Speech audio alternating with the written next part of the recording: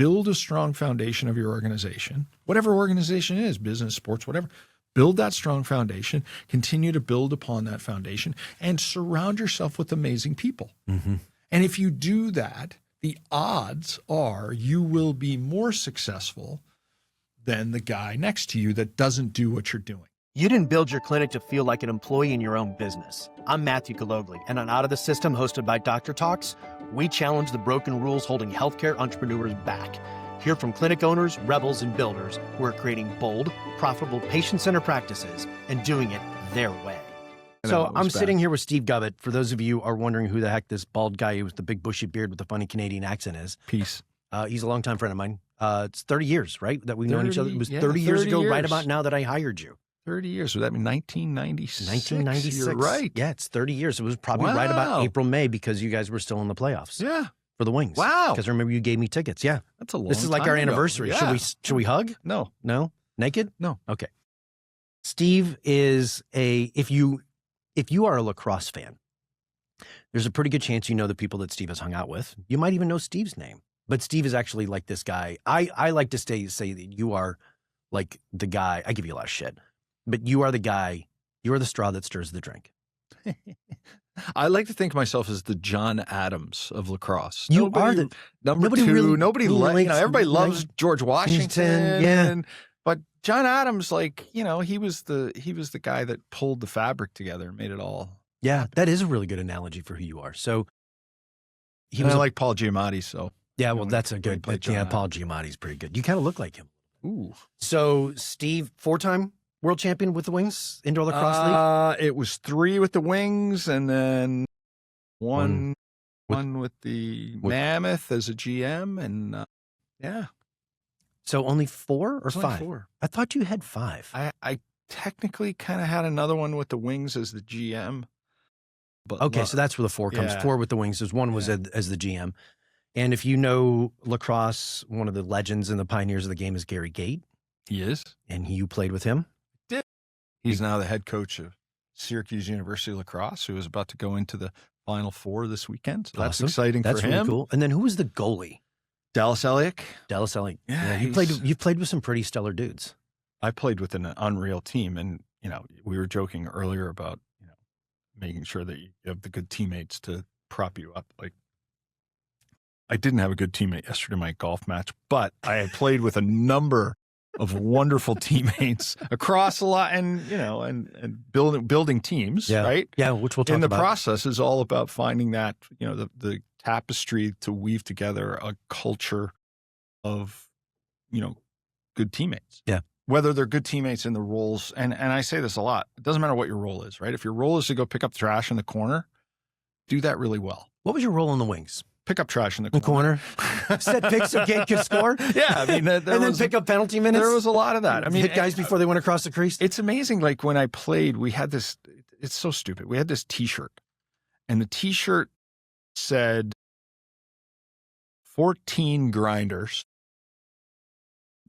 2 playmakers, 1 stopper, 1 superstar.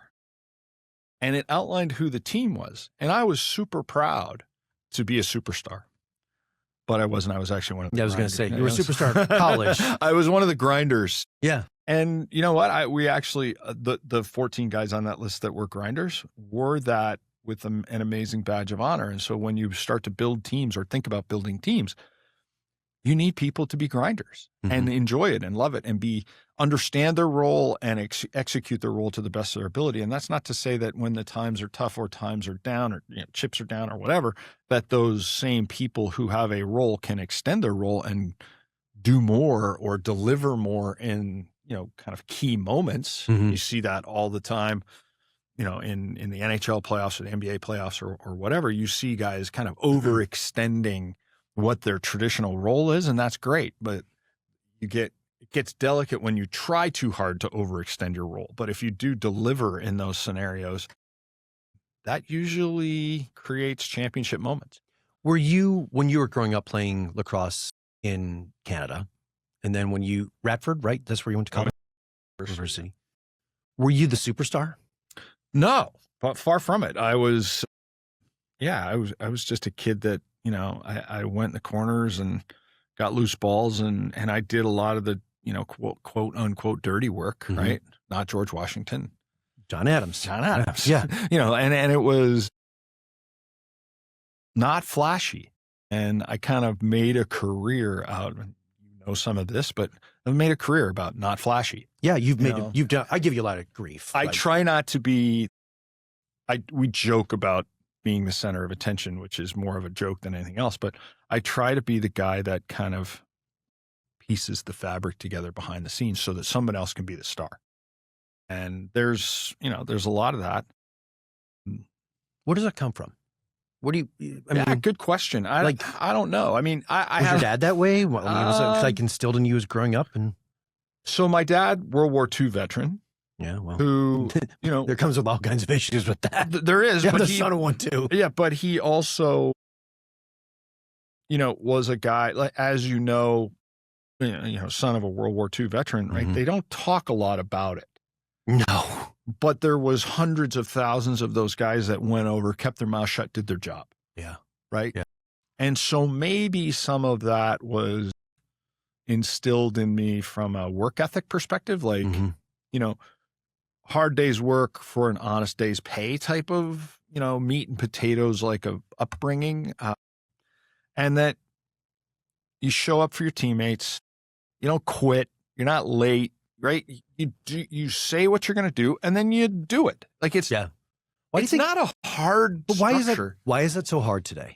Because I think the philosophy is not difficult, but actually the execution of it is a bit of a challenge for people. Because I think saying what you're going to do and doing it and people get, there's a lot of distractions, I think, in the world today. That people get pulled in a lot of different directions, whether it's socially, whether it's digitally, whether it's, your connection. I think the more intimate connections you have with friends, right? Right. We talked a little bit about this on the golf course yesterday, but the intimate connection you have with people as friends has waned somewhat in recent years. Yeah, absolutely. Right? Like you're not connecting with individuals. And I truly don't think, and this is like, the kids, young whippersnappers today. Listen to a couple of late 50-year-olds. They don't know what the hell. No, but I like to pick up the phone and talk to my friends. Yeah. I'll call them. Yeah. Right. Yeah. Or text them and say, I miss you. Let's connect. Right. Yeah. And so the connections of keeping in touch have become very sterile. Yeah. Very antiseptic. And I think, and you, in your business, right, in the medical field, it's become even more sterile and more antiseptic with doctors and, the medical community that can stay an arm's length away, right? With specialities. Like, I don't know my practitioner anymore, right? I don't know the guy that's going to operate on my knee. I just get a referral and I go in, I see the doctor for what? 7 minutes is the average time, by the way. And then you're out. You can't even have sex. I mean, you can have sex in 7 minutes, but it's not very good. Depends on who you are. Yeah. But and who you're with. Depends on which party you are. Yeah, it depends on who you are and where you're with and who you're with. So okay, never mind. Maybe it was a bad analogy. Point being, right, is like the interconnectedness of personal relationships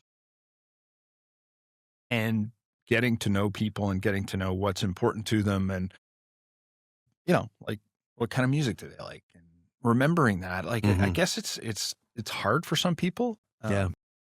I've never found that difficult. I just think the personal connections and making sure that you have some, and I'm not saying, by the way, I'm perfect at this because I have disregarded those empathetic feelings and said, screw it at times. But for the most part, if you're building teams, it's about making sure you understand the people in those structures, making sure, and this was like a tenet of mine that is odd. Like I was fanatical about this, that if something good or bad or benign and indifferent, you should not read about that in the press. You should not read about that on a social media post. You should not read about that, or see it on YouTube or whatever. Right. You should hear it from me. Good news, bad news, whatever. Right. As the GM of a team or the coach of a team is a captain or a key player. You shouldn't have to read about news about yourself without somebody picking up the phone and having a conversation, saying face to face. And sometimes, you know what, that led to, in a lot of cases, or some cases, really uncomfortable conversations. Is that lost? Have we lost the ability to have the uncomfortable conversation? Yeah, because you text people bad news. Or you post about it. Yeah, or you post about it. Like, honestly, this is kind of funny that we're sitting in here with microphones, but any idiot with a microphone can have a voice. Oh, yeah, that is. Yeah, I've always said the problem with free speech is everybody has it. Yeah, and including the idiots and the racist and the knuckleheads. Which is a complete departure from the conversation that we're having. But ultimately, it's like, just because you have a microphone or just because you have a platform or a piece of paper to write on or whatever, doesn't make you a journalist. Doesn't give you journalistic integrity. That's so true. Doesn't give you the protections of journalism. Yes, it's free speech. Yes, it's protected. I get all that. But sometimes there's just a common decorum of picking up the phone and saying, hey, man, you're traded. Yeah. Hey, you're cut. Sorry, we're breaking up. That's not for a text. Right. Right. And that answers a lot of questions. No.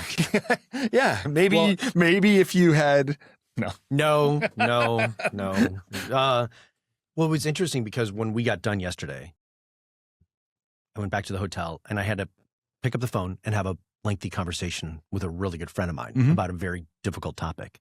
And you know what he said to me? He said, "What the hell up?" No. I've known this guy 15 years. He's a very good friend of mine. And he said, I really admire the fact that you took the time to pick up the phone and talk to me about this and not just blow it off. Because it was more of a, hey, this is what I'm feeling, me, right?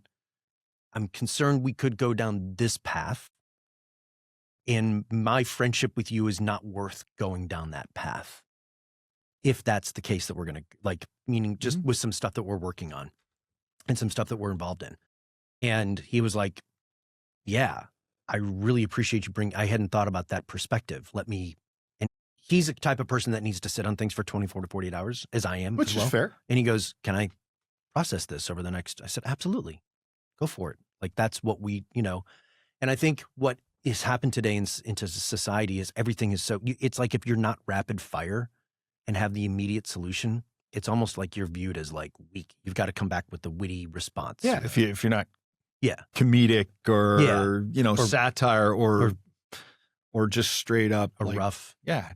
And I'm happy to do that sometimes when I You mean how you were needling me just before we got on here about how I didn't contribute anything to the golf game yesterday? It's funny because I'm going to use an analogy, and you and I have always kind of understood each other's analogies, but when I coach kids, whatever sport, doesn't matter. Kids that are 8, 10 years old, right? Youth. They don't remember a whole lot about their youth sports experience. No. I don't remember wins and losses. You know what I remember? Running up and down the hall on hotels, on trips, jumping in the pool, doing stupid shit with teammates. I don't remember the games. I don't remember the wins and losses and the passes. So your friend that you had a conversation with yesterday, and a number of other people that I have engaged in difficult conversations with, they don't remember what the content of those were 5, 10, 15 years later. The content is irrelevant. The fact that you had the conversation, I remember when we talked to each other on this day, right, at this time, and it was tough, but I don't remember what we talked about. I just remember that you took the time to talk to me. Yeah. Right? Yeah, absolutely. So, the memory of interaction is not about the content in most cases, in my opinion anyway. I mean, it's more about the interaction that you have and the fact that the regard you have for someone else in the process. Have the conversation, pick up the phone. What were the locker rooms like on those championship teams with the Wings? What was it when you guys what was it about that locker room that was different than, I don't know, a 500 team that you at the Mammoth? That's a really, really good question. And my immediate thought process goes to Every team thinks they have good chemistry. Every team thinks they're a good, close group of guys. Yeah. Right? Yeah. Every team thinks they're a family. Right? And then they lose. And the other team that won said, so this is kind of the myth of pro sports. And I'm just going to. I want to go here. Yeah. Is because everybody starts the season, right? Baseball, spring training, grass is green, it's beautiful. Everybody's 0-0, but they're going to be 182 and up, right? And chemistry and team camaraderie and culture and all those things, everybody has one, right? Some might be, they're all different. They're all, and some might be better in some ways and worse. And sometimes you win. One team wins at the end of a year, at the end of an endeavor, right? But you can't sit there and say that every team that lost had bad culture or bad chemistry or bad camaraderie or bad locker room. It's not the only thing. It's not the only thing. You got to have talent too. Right. That helps. And you got to play well together. I think some of this, the teams that I played on that were winners or have been involved in as winners all had great chemistry. But if we had lost, we still would have had the same chemistry. Right. Okay. And so at the end of the day, the chemistry matters in the long term, right? To put yourself in a position. It's just not it's not magic. It doesn't happen just by accident. Yeah. I mean, there's moments that create chemistry. Like what? Yeah. A certain win or a loss in a situation where you needed a win, but it galvanized you to go win the next time, right? The game 6 loss relevant today. The Montreal Canadiens losing game 6 to the Buffalo Sabres, but then they go to at home and then they go to Buffalo, right? Chance to close out. Then they go to Buffalo and they win in overtime, right? Game 7 in Buffalo. Yeah. Enemy territory. They win in game 7. Well, that doesn't mean that Buffalo didn't have good chemistry because, by chance, one shot goes in overtime. Right. But then we compare, well, they had great chemistry, but they didn't. That's bullshit. Right. Right. It's an overarching kind of activity that goes on over the years. Now, when you have bad chemistry, but there's moments that create good chemistry or good culture. What are some moments that create good chemistry? Because I think from a sport, as observers of sports, most people are observers of sports. Very few, 0.5% of people in the world have been able to win at a sustained level. And, I know you joke about the fact, it was indoor lacrosse league, but you still won multiple world championships. And I mean, you've been on multiple World Cup teams and you're in multiple Hall of Fames, right? For lacrosse, right? So you clearly understand this. But what are some of the things that create great chemistry? Not good, but great. Like if you were starting a team today, and I know you've started a couple of teams, how do you do it? Yeah, it's an architecture, right? It's a structure, a platform to build from the beginning, and there's pieces that you have to put together. So I say this, and I've said this a lot of times. I'm not in the business of stacking chips. Okay. I'm in the business of putting a puzzle piece together. It's a flat structure, right? The puzzle pieces have to fit together because ultimately it's not about stacking chips. Like I can't have all the number one, and I can't have 5 LeBron James, right? You couldn't have had 5 Michael Jordans on a team. Right. They all would want the ball. Right. Right. Going back to the conversation about this silly t-shirt that I was talking about, 14 grinders, 1 superstar, right? All that stuff. It's about finding the people that will dedicate themselves to the role that you need them to dedicate themselves to in this current situation. They may have more talent or more skill level to do on another team, might be different, but what's expected of them here, and then to check that ego at the door when they walk into the locker room and say, you know what?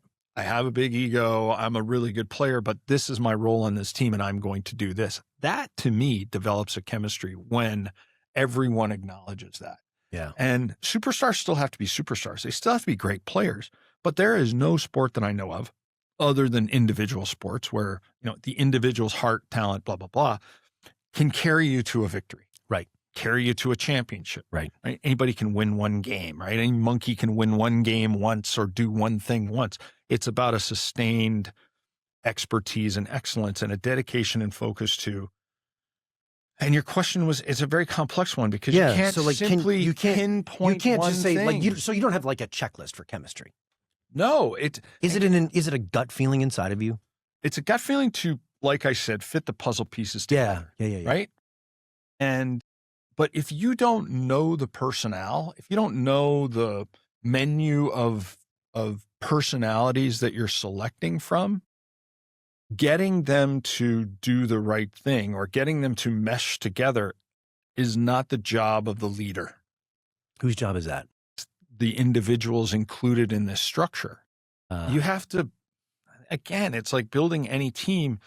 You have to have faith in the fact that what you've done is right and then let it coalesce. Let the chemistry is chemistry because it's about a connective, right? Is it about patience too? And sometimes you don't have patience sometimes. And by the way, I've made plenty of wrong decisions. Yeah, well, of course. I mean, nobody makes 100. Right. And so you find a person, you think that person's going to be great. And then all of a sudden, they act differently than what you expected.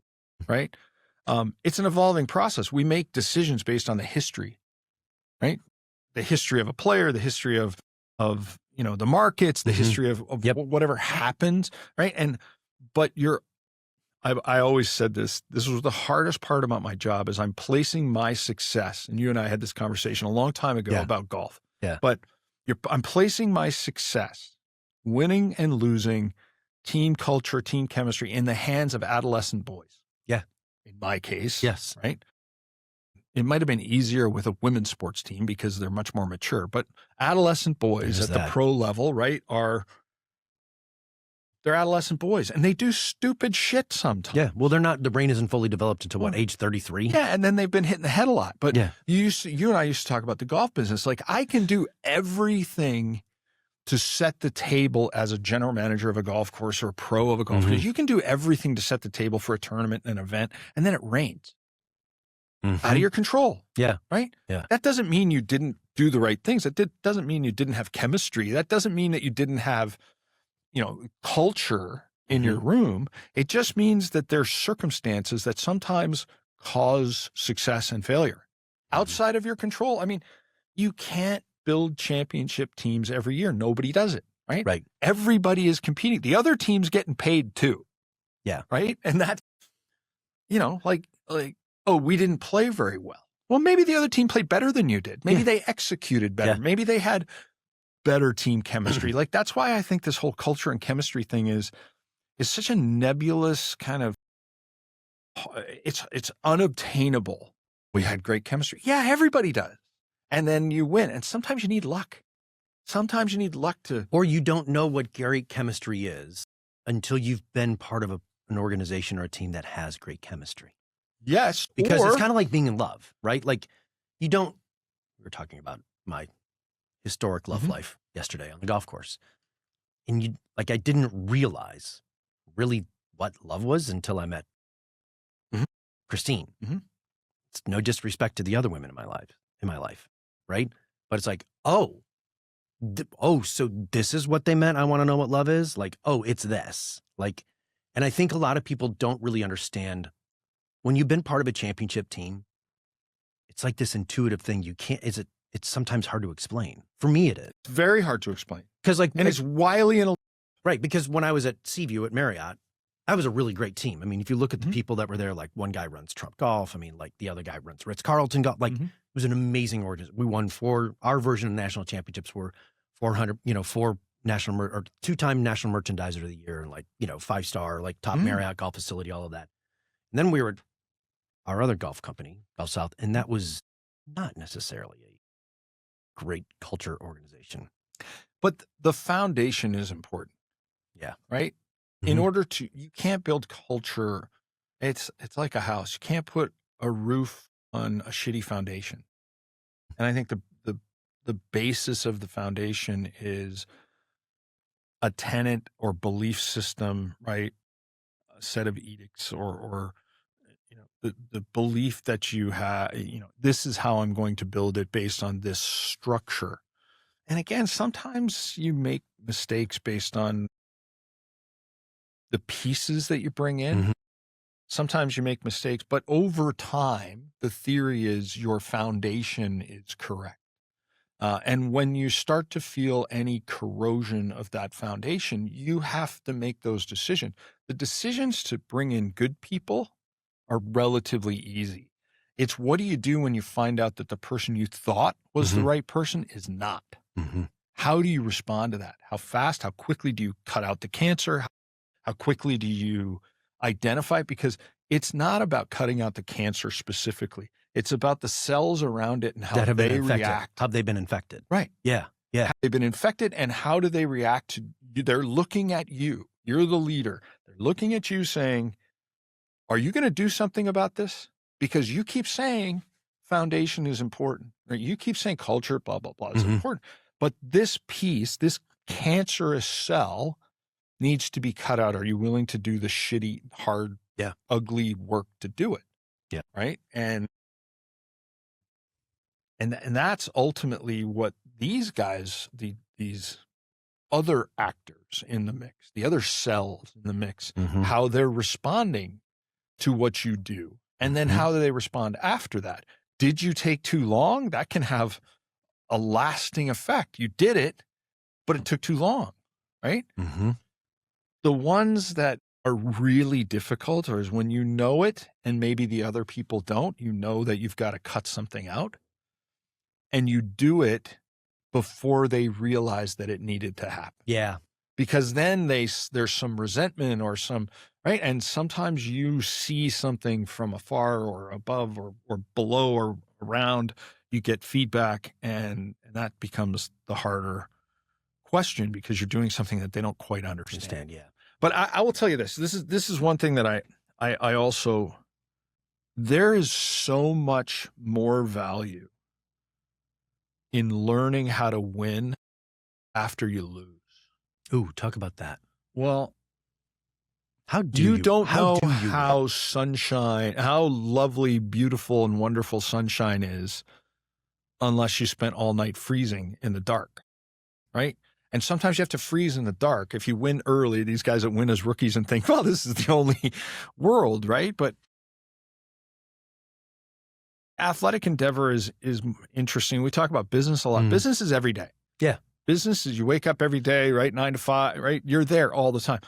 And a lot of athleticism happens every day, right? Where nobody's watching and nobody's paying attention.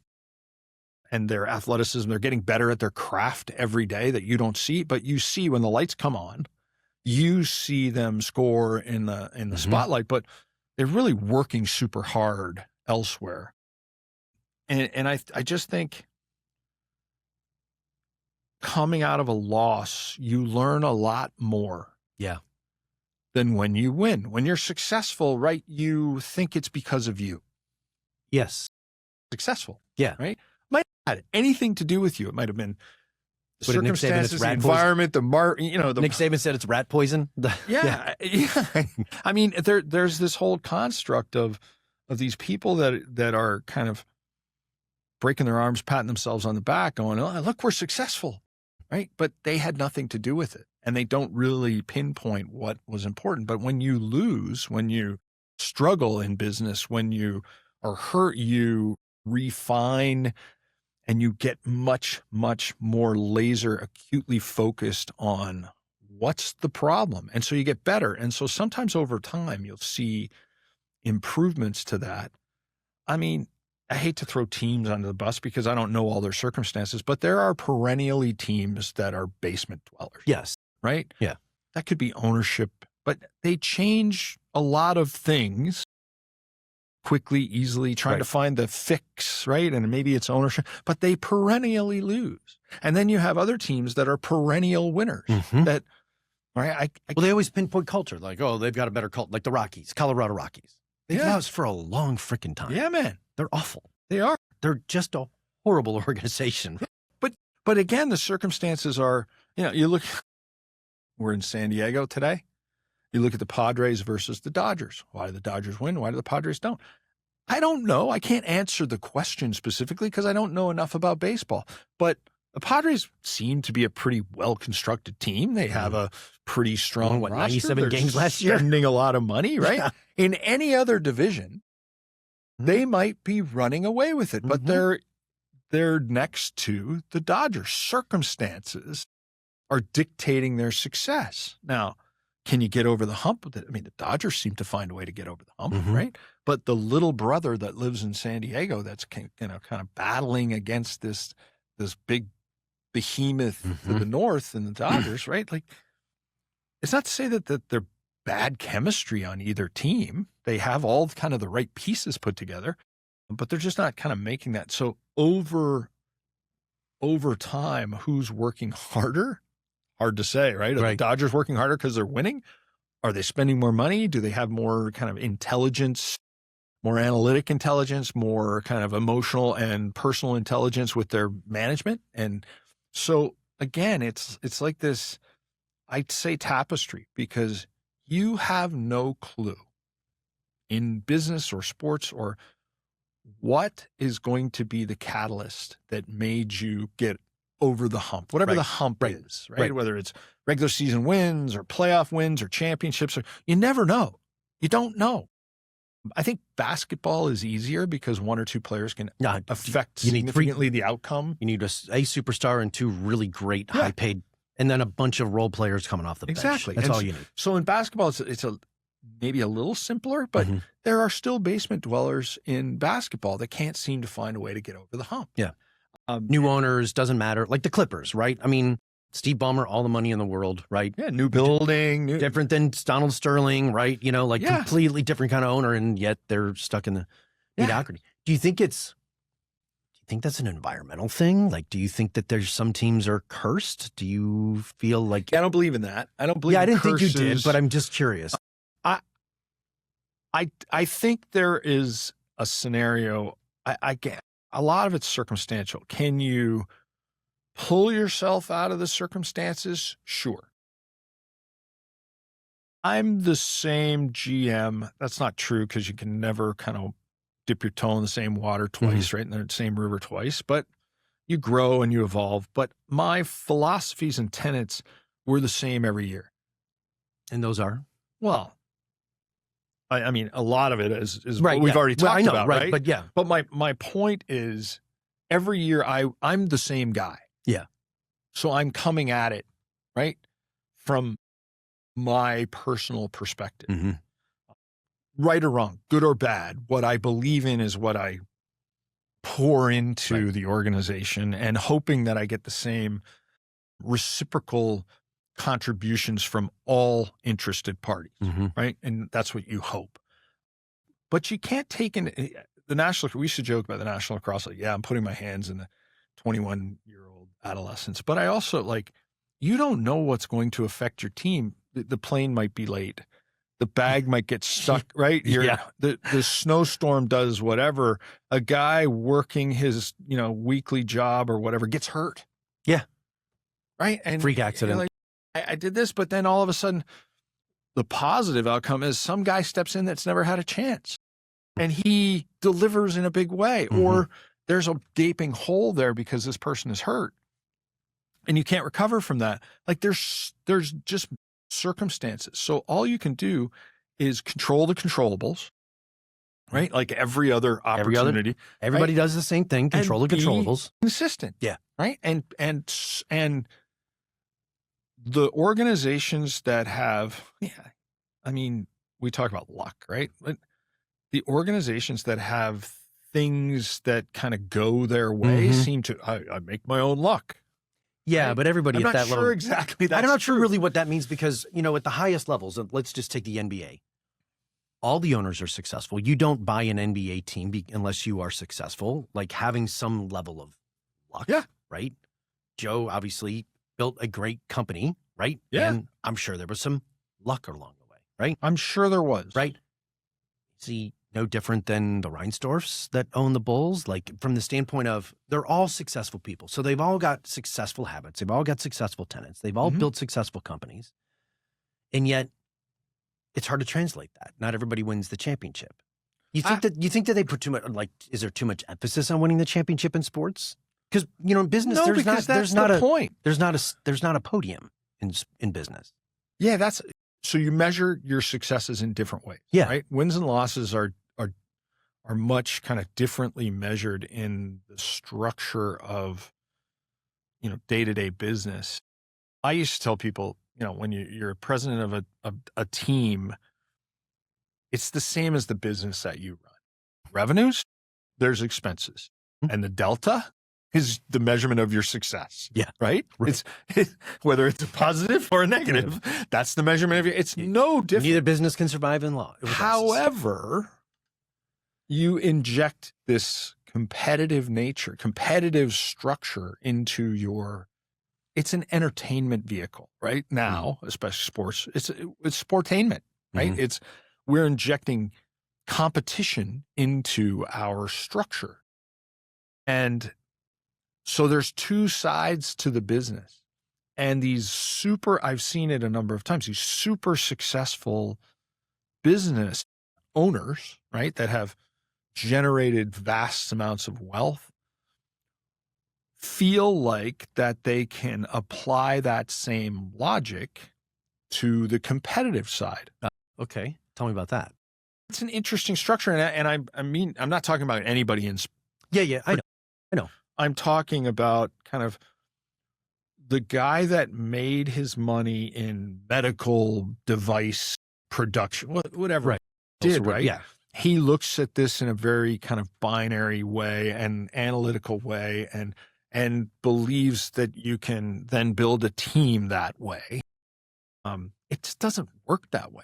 It's a very intimate, small group of people that drive your success. And I always used to say from a business perspective, so on the business side of team structure and entertainment and sports, you're trying to sell tickets, right? You only have a very limited amount of revenue streams, right? Tickets, merchandise, you know, food and beverage, depending on the building, right? All these other things that you can make money on. But there's a finite amount of revenue because it's kind of like time. We talked about this with tea times, right? If you don't sell the tea time today, it's gone tomorrow, it's gone. Right? It's fleeting. Yep. And same with a ticket in a building to a game, to a special game. And once you've sold it out, you've maxed your ability to generate revenue, except you can create ancillary per capita type of things with more food, more merchandise, you know, those types of things, more sponsorship, you know, all those things. But at the end of the day, winning and losing affects the number of people that come to your building, which is interesting. You're a Chicago guy. The Chicago Blackhawks, for a long time, sold out their building. They were awful, terrible, but they sold out the building, which is fascinating to a lot of people. Why? Because they created a great experience. Whether they won or lost, you walked away and said, I had a great time. Yeah. It was affordable. It was fun. It was exciting. It was interesting. And then when they started to win, Stanley Cups. Now it was like, oh, they got great culture. They got they're a great business. Well, they were a great business before. Or better business before. Yeah. I would say that they were probably more profitable. 100%. I don't know the numbers for fact, but like, because the old man, words, you know, threw nickels around like manhole covers was the saying, right? Exactly. Dollar Bill was his name, was his nickname.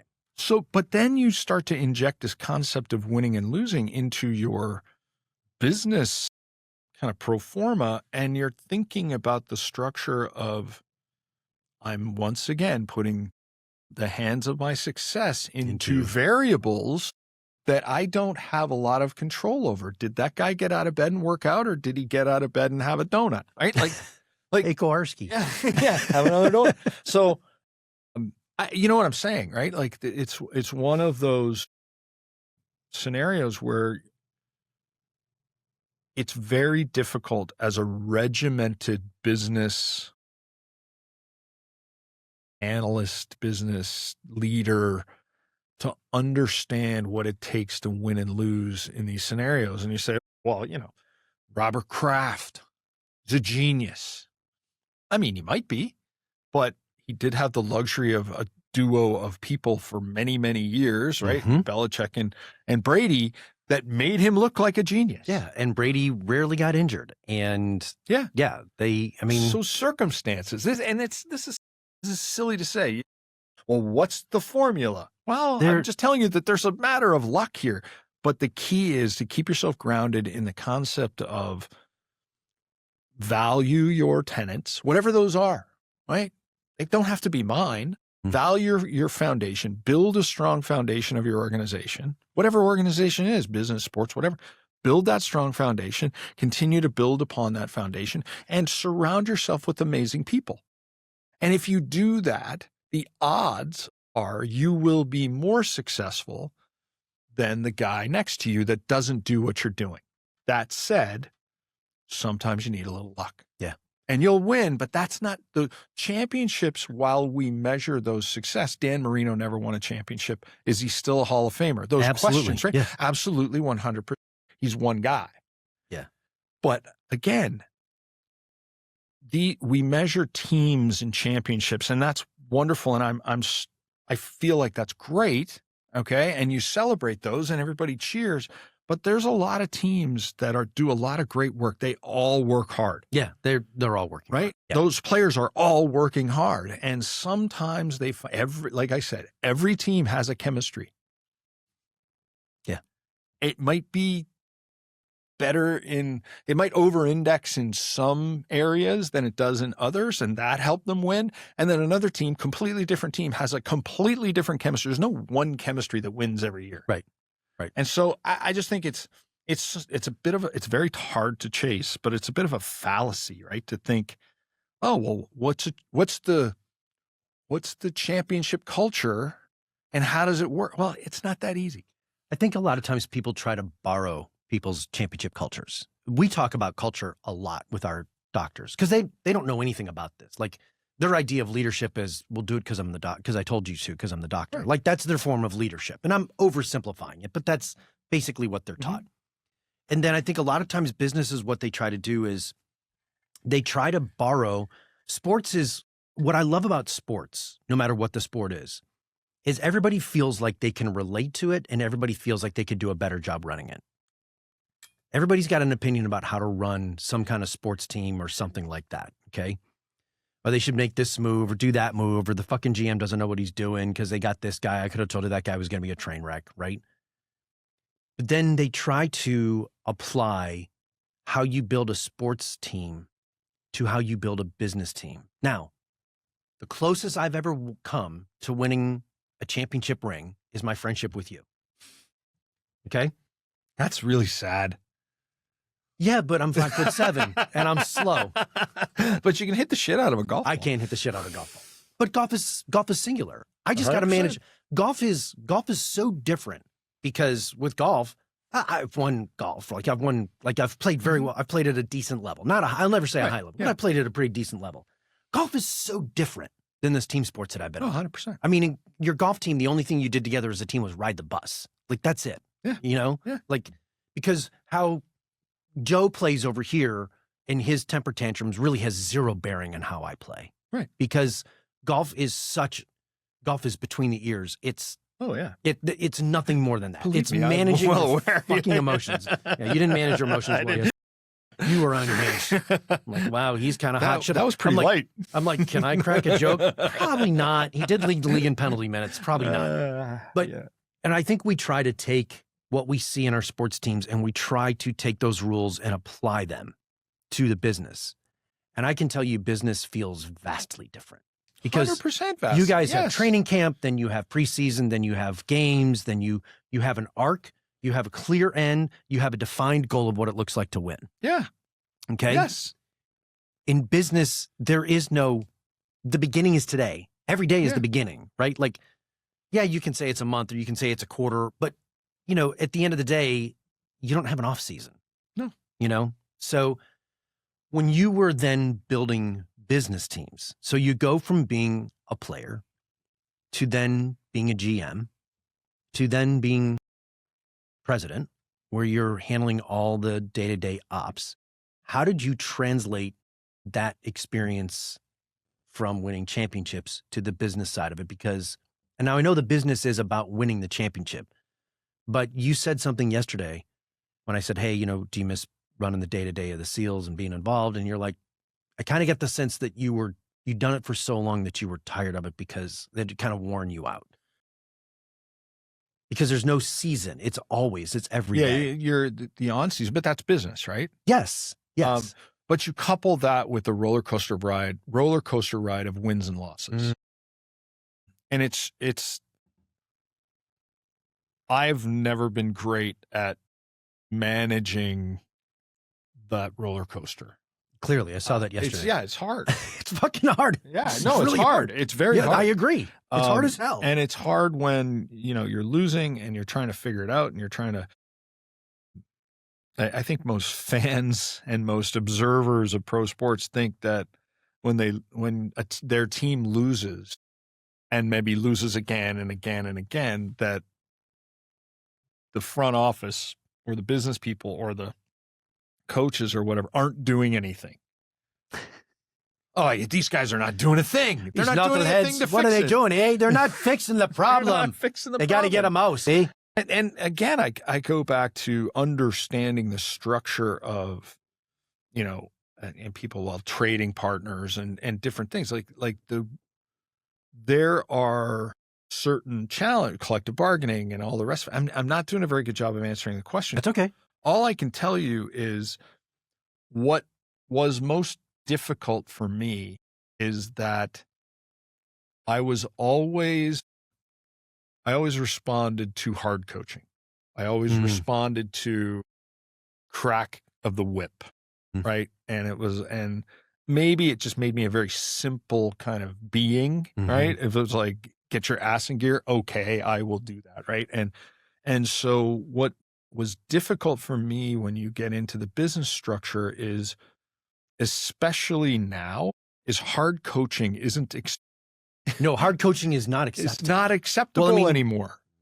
Nick Saban will tell you, like, one of the reasons why he left is because if I coach him, my word's not his. If I coach him too hard, they're going to leave the next year for a bigger payday at another school. Yeah. So I've got to balance all that now too. Well, but hard coaching of players is still accepted, right? In this case with Nick Saban, I understand there's a creep starting to happen into athletics, into players who are evolving into a different animal, right? Into a different receptor of the coaching structure. So coaches now, and this is, in my opinion, coaches that are evolving with that and understanding that are young and maybe coming right out of playing and that understand that model are more effective than the old school. Yeah. Yeah. You're seeing you're seeing it across all college sports, especially. Yeah. 100%. They're like, I can't control the player. So coaching has evolved. Yeah. Right. I'm not sure I evolved with it as much as I would like to think that I did or didn't do. But does it really mean that you didn't evolve, or maybe you had your time in the sun? Potentially, but some of that is your evolution as a leader, right? Has to continue to evolve. You have to continue to know the trends, right? And again, I go back to like picking up the phone, talking to players and having the relationship with people to understand what makes them tick and what's important to them, because what was important to players and staff and personnel 20 years ago, 25 years ago is not the same as what it is today, right? And so if you are not evolving, you are devolving. And so the point I'm trying to make is this: I tried to apply a lot of philosophies, hard coaching type philosophies, to the business metric.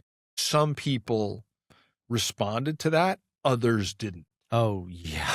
Right. And so trying to find a way to navigate the people that didn't, and then modify behavior and, to fit the mold. It became, to me, and I'm not saying, I hated it. I loved it, but it becomes challenging. Yeah. And it's, I guess that's why people that begin to advance in years across every sport or business may be losing touch with, the most important people in your structure are your employees, and whether they be players or otherwise. And if you lose touch with that, then you're out of the mix. And so maybe I have. It's the hardest part I've had in leadership is evolving. So when we worked together 30 years ago, I mean, it was just expected as the GM, you're just kind of an asshole, a hard ass, right? That's how you coached, right? Today, Mavericks, this startup, my company we have, let's just call it 7 or 8 full-time equivalents, okay? And it's a virtual company, which is a whole different thing, by the way.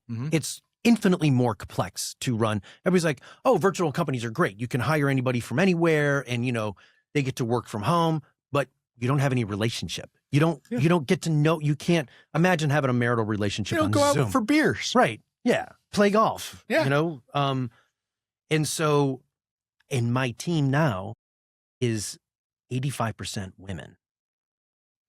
Vastly different than if I think about leading a team of men, which was basically what we had, except for Tara and like the Bevcart girls. She was a man. Yes, she was. She was great. But yeah, she was a man. She passed away. I know. Did you hear that? I know. Sorry. ALS. No, I know. We can edit out later. No, we can't. No, I talk about everything. So yeah, I mean, because I'm still connected to her daughter. Just horrible. Like within 6 months, she was done. Done. Fucking life is short. God bless her. So the thing is, the way I've had to evolve as a leader is like, if I compare to like what we had at Princeton Meadows and then going to Perdido and running U Club and all that stuff, and then what I have to do today. I mean, my team is across, I'm in 2 countries. I have a team in the Philippines. I have my chief operating officer and business partners in Wichita Falls, Texas. Like I was on the phone with her this morning at 6:30 this morning, talking about some stuff like for an hour, right?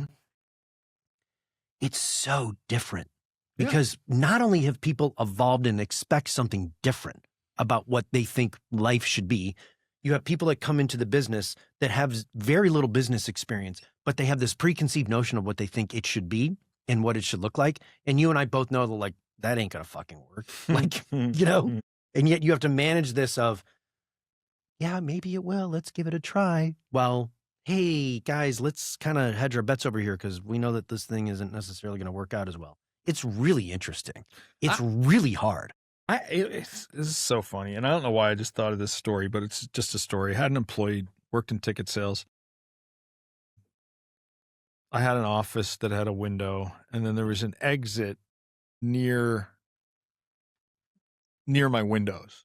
And so I was in my office, and every day this particular guy would leave at like 3:30 every day.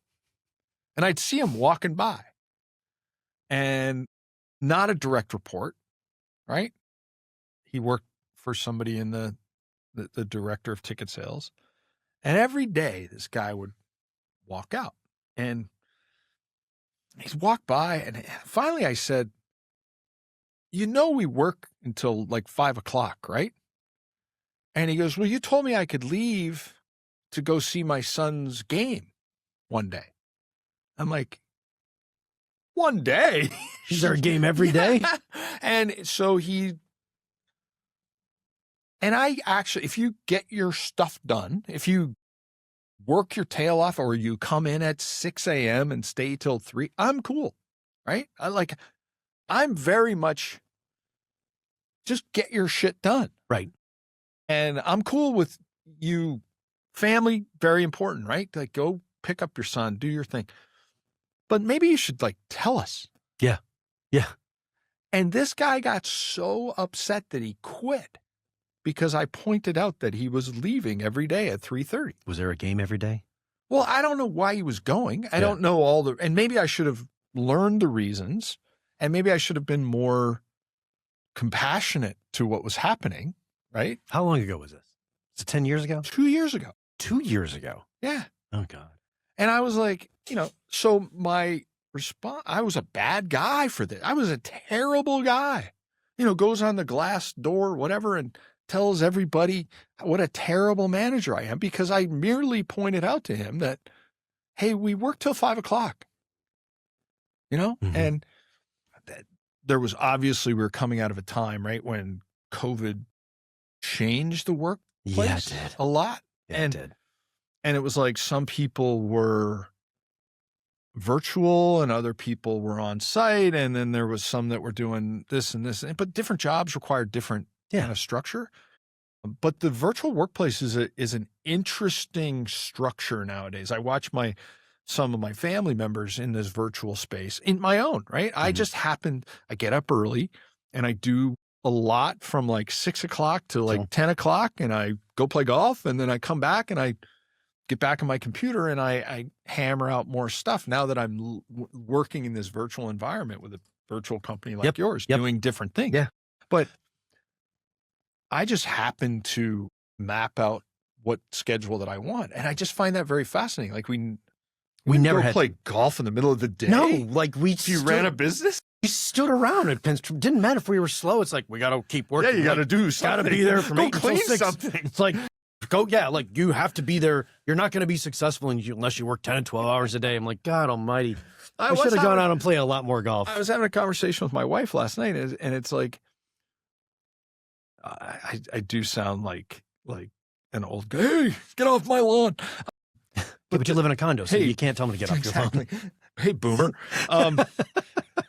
But it's one of those things, like, I have people that work for me that, like, they'll do nothing until I tell them what to do. Yeah, that's fascinating to me. Right? It's just, we're fucked if we get invaded. It's more energy for me to come up with shit for you to do than for me to like not have you. I'll just do it myself. And so there's like, that's part of a challenge of this whole leadership structure is like, okay, what do you do yourself? Yeah.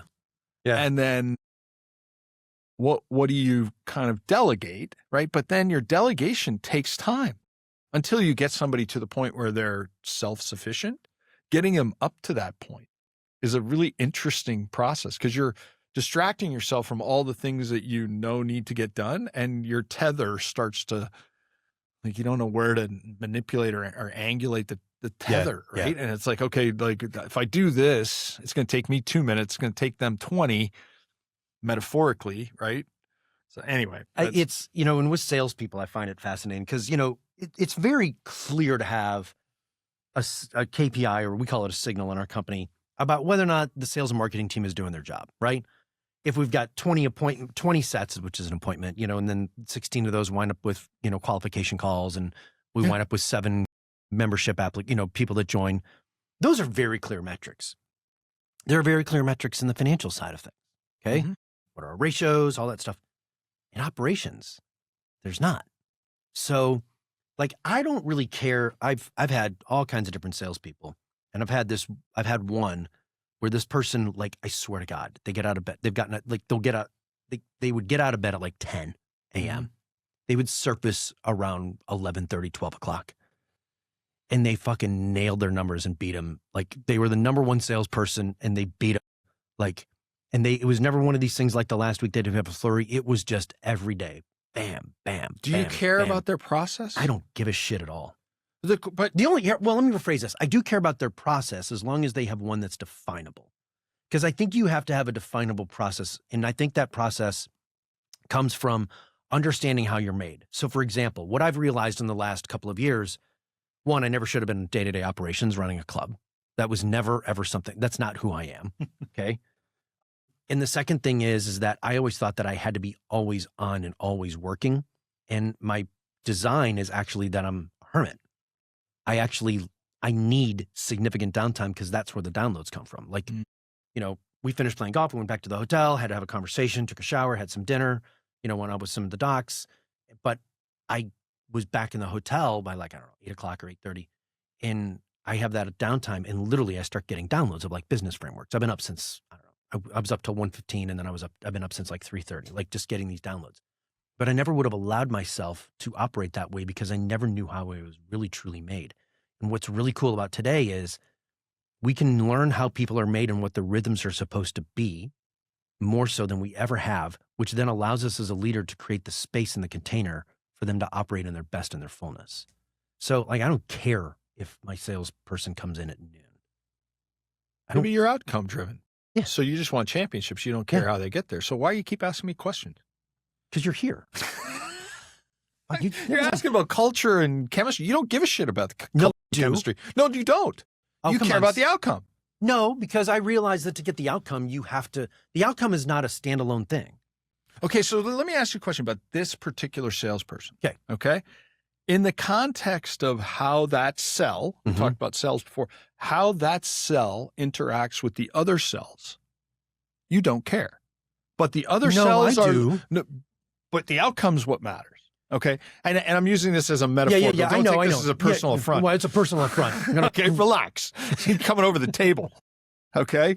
But the point I'm trying to make is, for the record, I would lose. Yeah. But I don't care how bad your knees are. My point is on a team, and we're talking about team structure. Again, in a virtual world, this might be easy because most people don't watch salesman A who gets up at noon and does his job and then blows his numbers out of the water, right? But on a team structure, in a locker room, right? If player A walks in, doesn't work hard, doesn't train hard, doesn't get better at what he's doing, doesn't enhance the people around them, right?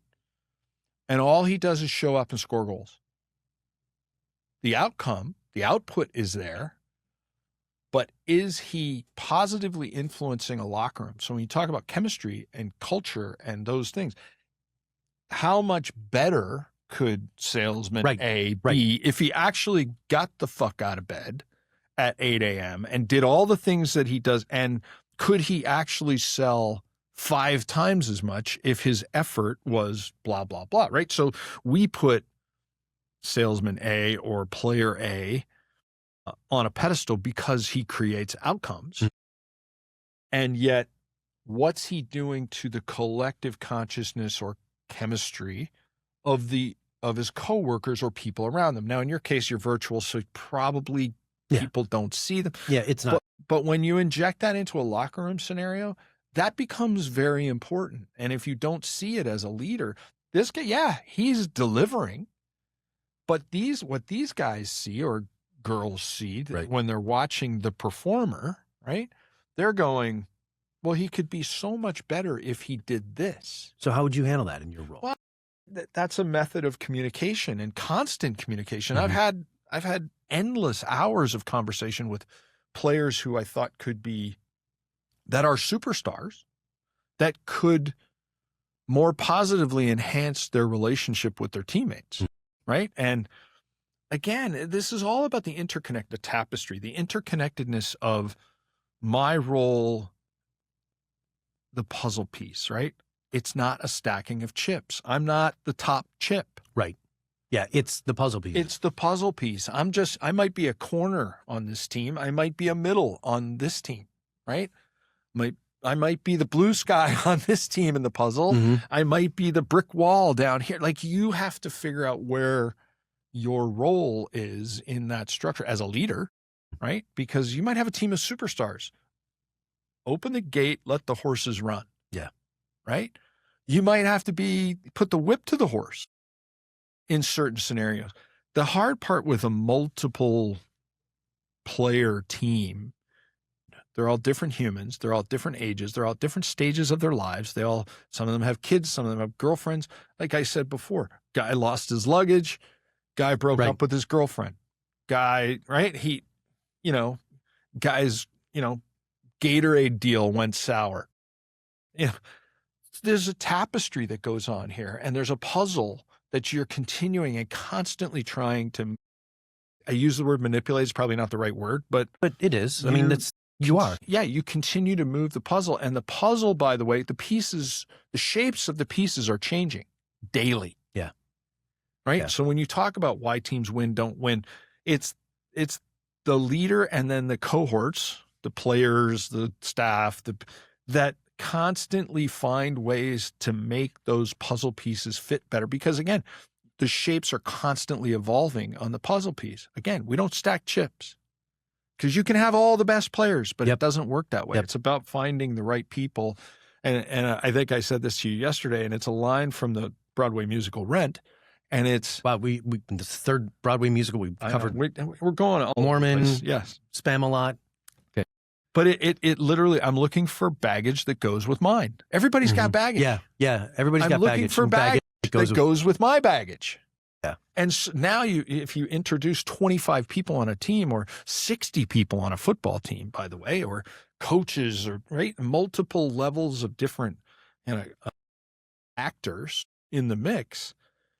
It's about how do you continue to, and if you don't know these people, if you're just merely kind of looking from your perch at who they are and what they do, and you're measuring their output by contributions to the bottom line, which is important. Right. But if that's all you're measuring by, you struggle because you can't pinpoint distractions when they come up, or negativity, or, you know, the guy that, you know, wanted to play credit card roulette and then skipped out on the meal after a lunch, you know, and what that does to a chemistry of a team, speaking from personal experience. But there's got to be a good story behind that. There's a good story, but it happens. Yeah. And you have to, it's constant. And that's what I think becomes exhausting over a 20-year career. Yeah, it becomes very exhausting. Is you're constantly on. And there's no way to be virtual in sports. Everything is right there, person to person. It's right in front of you, right? So, yeah. Do you like running a virtual company? It's interesting. I really like the industry. I think the industry is fascinating. And I'm producing trading cards and collectibles at this point. I just started this company a couple of years ago, and fascinated by the margins and the business, the growth of, I was mentioning to the people here that trading cards are a $50 billion company. What? $50 billion industry. Are right you now. kidding? Yeah, like when you think about Pokemon and a number of other iterations of games and cards and trading cards and sports and fantasy and all the world of trading cards, $50 billion. And it is fascinating. In a digital world, it's still the physical cards. I had a conversation this morning. It's amazing. A conversation. We're talking Major League Pickleball. And the young lady I spoke with today, incredibly intuitive, and had just come from a conference last week about experiential marketing and how using experiences to drive your product levels higher. And she was saying that the current trend in experiential marketing is very analog, because people are reconnecting to the analog as opposed to the digital. Yeah. Yeah. And it's fascinating to hear. The people want to touch. Yeah. They want to feel. Yeah. They want the visceral sound of the engine, you know, that whatever that engine is, they want to engage. And so collectors has become a new commodity.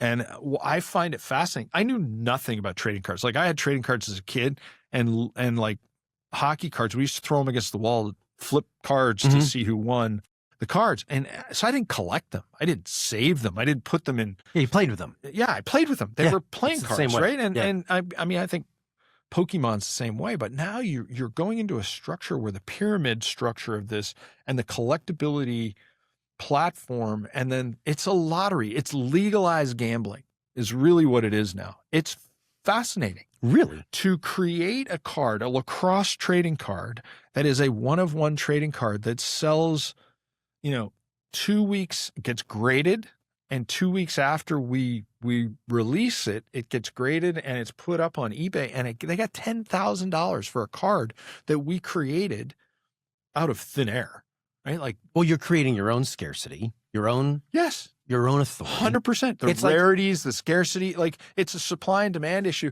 and it's fascinating. It's like Beanie Babies. 100%. They just manufactured them. Like, you do realize they controlled it, and they manufactured like how many of those were made to create the scarcity on purpose. Yeah, on purpose. They made billions of dollars. And so what is happening now, like Pokemon, which is a fascinating business, fascinating. They're fantasy characters. They do not exist. at least with like baseball, real. It's like real people. Yes. So these are made up people. So you can make up anybody you want. They're like made up characters. And there is, by the way, an interesting world that we're in right now where AI is beginning to kind of, not beginning, it's like taking over, right? It is taking over. And the unbelievable injection of art by AI as a structure for the foundation of a lot of these collectibles is a really interesting world right now. So we're creating this TCG game, which is a trading card game, and it's basically I don't want to go into it a lot, but I needed an artist to do the work, and so I found an artist. Talk about a virtual world artist in Russia who's doing the work. We're printing in China, right? We're printing in Italy. We print, trading stickers in Italy. We have a printer in Denver, and talk about like how do you like working virtually? I love the interconnectedness of what we've brought together from the world. We had a printer in Pakistan, and navigating just language and navigating the people. It's harder, but I can pick the people I want to work with. Yeah. It's really fascinating. Yeah. I've been doing the virtual business thing for 15 years, better part of 15 years, aside from the time that I had the clinics, right? Because I was in the virtual world. It wasn't as sophisticated as it is now. Then I went back to the brick and mortar. That was really interesting. To go from the space of leaving the golf business, starting my first business, and back then it was like you're on the phone, right? And if you hire, really cool, I can hire somebody in Nevada or Mexico, right? Now it's and I've gone back and forth between this a couple of times, and the virtual world is fascinating. You actually, in my view, suspend this energy that you put into creating a culture because you don't need it. You don't need it. It's really fascinating to me. Until your employees tell you do. It's funny, my Filipino employees like it more than my US-based employees. Yeah, interesting. Because that's like their world. It's a whole patriarchal world. Let me ask you a question. How much do you use AI in your business? A lot. How many AI employees do you have? I'm going to ask this question now. Yeah, so I haven't quantified it. I would tell you that I've probably cut my overhead. If I didn't have AI, I'd probably have, instead of 7 key employees, I'd probably have 12. Yeah. Interesting, right? And it's going to go down because we're building like a whole marketing suite for our doctors. Like I won't have a social media manager here soon. Yeah. I haven't had one for you. Yeah, it does it for me, and it's going to cost me $5 a day or $5 a month. Which the deterioration of the entire economy based on AI could be an interesting. But it's always been that. I mean, they said this about, look, industries come and go. Every industry has a lifespan. My mom was a travel agent. She was at the tail end of when travel agents were obliterated, right? Yeah. But our unemployment rate didn't go up. In fact, our unemployment rate went down. Different. And the economy went up. So I don't buy this that nobody is going to have a job and people are always getting replaced. But the difference for us is we know how to adaptively manipulate our environment to our ability to survive.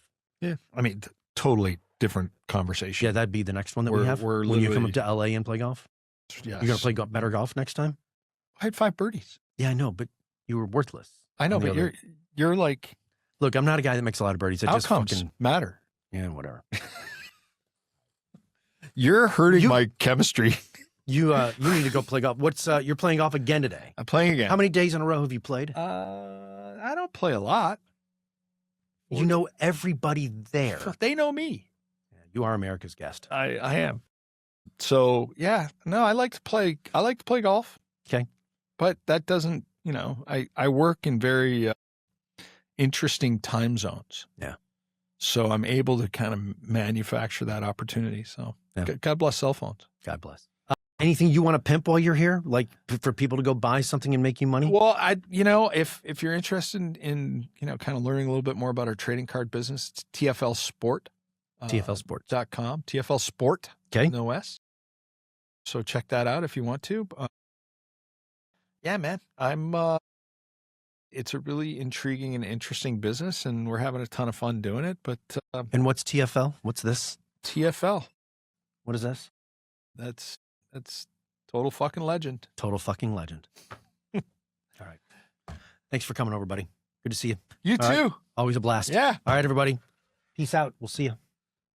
If this episode got you thinking differently, hit follow and share it with someone stuck in the system. Please leave a review. It helps us grow. Want more? Visit mavericksprofitsystem.com to schedule your free discovery call and explore how far your business can go.